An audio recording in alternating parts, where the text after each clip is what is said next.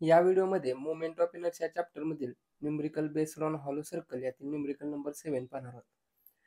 State perpendicular axis theorem म्हणजे आपल्याला perpendicular axis theorem काय हा स्टेट करायचा आहे युजिंग इट, आणि जो काय त्याचा फॉर्म्युला आहे तो वापरून काय करायचा आहे, determine polar moment of inertia find out करायचा आहे. Hollow circular section of diameter given काय दिलंय आपल्याला, कॅपिटल डी. म्हणजे हा सपोज हॉलो सर्कल आहे, तर हा जो आउटर आहे मोठा सर्कल त्याचा डायमीटर किती दिलाय 100 mm आणि 80 mm स्मॉलर. स्मॉल डी ने कॅपिटल डी मोठा सर्कलचा डायमीटर आणि स्मॉल डी छोट्या सर्कलचा डायमीटर दिलेला आहे. दिल्याप्रमाणे आपण काय करूया, डायग्राम ड्रॉ करून घेऊया.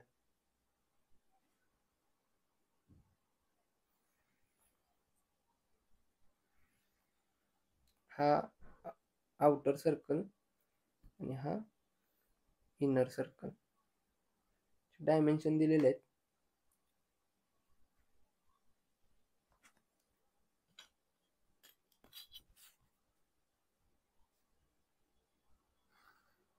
हा जो आउटर आहे तो किती दिलेला आहे 100 mm.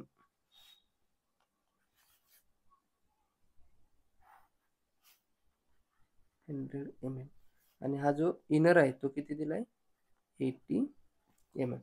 आपल्याला काय फाइंड आउट करायला सांगितलंय, परपेंडिक्युलर ॲक्सिस थेरम म्हणजे काय, हा थिओरॉटिकल पार्ट आहे तो एक्सप्लेन करायचा आहे, म्हणजे त्याचा आन्सर लिहायचं आणि काय करायचं, पोलार मोमेंट ऑफ इनर्शियाचा फाइंड आउट करायचा. सर्वप्रथम हा परपेंडिक्युलर ॲक्सिस थेरम काय आहे हे आपण आपल्या व्हिडिओमध्ये पाहिलेलं आहे, 1 नंबरचा व्हिडिओ, तो मी डिस्क्रिप्शन मध्ये लिंक ठेवतो, तिथून तुम्ही पाहू शकता. व्यवस्थित एक्सप्लेन करून सांगितलेलं आहे, तरी सुद्धा अजून एकदा सांगतो.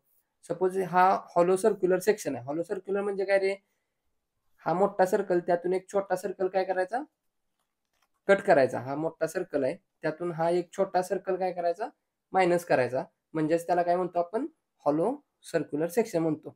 म्हणजेच काय, कॅपिटल डी किती दिलाय आपल्याला 100 आणि स्मॉल डी किती दिलाय 80.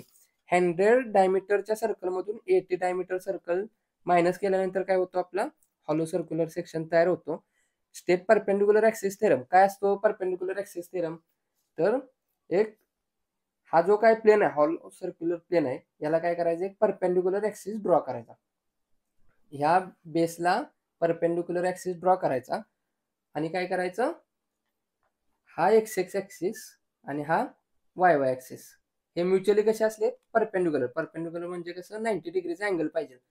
अशी जर कंडिशन असेल, कोणती कंडिशन, हा जो काय तुमचा बॉडी आहे हॉलो सर्क्युलर असेल, रेक्टँगल कोणताही शेप असू शकतो, त्या शेपला काय करायचं, एक vertical axis, perpendicular vertical axis draw करायचा आणि करस्पॉन्डिंग 2 अँगल, कुठला एक्स एक्स आणि वाय वाय ॲक्सिस हे कसे पाहिजेत, म्युच्युअली परपेंडिक्युलर असावेत.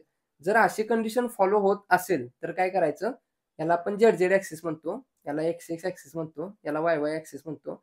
जर ही कंडिशन त्या बॉडीला जर अप्लाय होत असेल तर आपण काय करतो, I X X plus I Y Y is equals to I Z Z असतं. म्हणजेच काय, पोलार. आता मी तो थेरॉटिकल पार्ट इथं लिहित नाही, तो तुम्ही फर्स्ट व्हिडिओमधून तुम्ही तो बघू शकता, तो एक्सप्लेन सुद्धा तिथं केलेला आहे. डायरेक्ट आपण काय करूया, आन्सर सॉल्वला ट्राय करूया. पोलार मोमेंट ऑफ इनर्शिया आपण डिनोट कसा करतो, आय पी. आय म्हणजे मोमेंट ऑफ इनर्शिया आणि पोलारचा पी घेतो म्हणजे I P, polar moment of inertia. म्हणजेच काय असतं, I Z Z is equals to काय असतं, I X X plus I Y Y. Hollow सर्क्युलरसाठी आय एक्स एक्स आणि आय वाय वायचा फॉर्म्युला सेम असतो. हे सुद्धा आपण त्याच व्हिडिओमध्ये पाहिलेले आहेत. न्यूमेरिकल सॉल्व्ह करण्यासाठी जे जे काही फॉर्म्युला आपल्याला लागतात ते संपूर्ण फॉर्म्युला आपण त्या एका व्हिडिओमध्ये, तसंच थेरॉटिकल सर्व कन्सेप्ट त्या व्हिडिओमध्ये आपण पाहिलेले आहेत. तिथून तुम्ही या गोष्टी कव्हर करू शकता. त्याची मी डिस्क्रिप्शनमध्ये लिंक ठेवतो, व्यवस्थित या गोष्टी पाहून घ्या. तर सर्वप्रथम काय करूया, हॉलो सर्कलसाठी आय एक्स एक्स आणि आय वाय वाय कसा असतो, सेम असतो. त्यामुळे मी I X X is equals to I Y Y is equals to, formula काय असतो रे हॉलो सर्कलसाठी आय एक्स एक्सचा, तर pi D raise to 4, capital D raise to 4 minus small D raise to 4 divided by 64. Value इथं put करूया. Pi capital D किती आहे रे, मोठा सर्कलचा डायमीटर 100चा पॉवर 4 मायनस, आतल्या सर्कलचा डायमीटर किती दिलाय 80चा 4 डिवायडेड बाय 64 म्हणजेच काय IXX is equals to IYY is equals to answer किती येतंय बघूया. हा येलो कलर मध्ये पाय असल्यामुळे काय करायचं इथं शिफ्ट पण येलो कलर मध्ये म्हणून शिफ्ट प्रेस करून पाय ब्रॅकेट मध्ये काय येणार 100 रेश पॉवर 4 मायनस 80 ची power 4 bracket complete is equal to करतो हे आन्सर मध्ये व्हॅल्यू सेव्ह असणार म्हणून आन्सर डिवायडेड बाय 64 किती आला आन्सर फार मोठी व्हॅल्यू आहे त्याला आपण काय करूया ENG प्रेस करून छोटी करूया म्हणजेच काय होणार 2.898 into 10 to the power 6 unit काय असतं mm/4 IXX ची पण तेवढीच व्हॅल्यू येणार IYY ची पण तेवढीच व्हॅल्यू येणार परंतु आपल्याला काय फाइंड आउट करायचं आहे moment polar moment of inertia IP is equals to काय असतं IZZ is equals to IXX plus IYY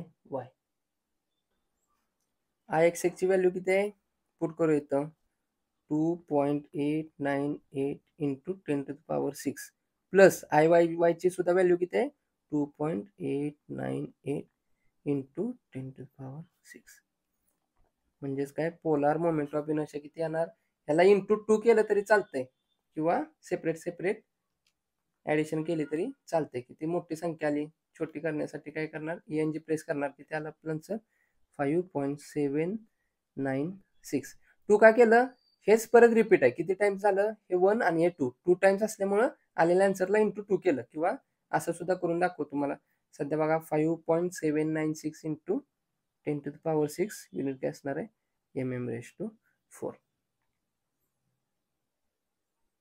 बघा पहिल्या ब्रॅकेटमध्ये 2.898 into 10 to the power 6 bracket complete plus दुसऱ्या ब्रॅकेटमध्ये 2.898 into 10 to the power 6 bracket complete किती आलं काहीतरी व्हॅल्यू मोठी आली पॉईंट करण्यासाठी ENG प्रेस केलं 5.796 into 10 to the power 6 okay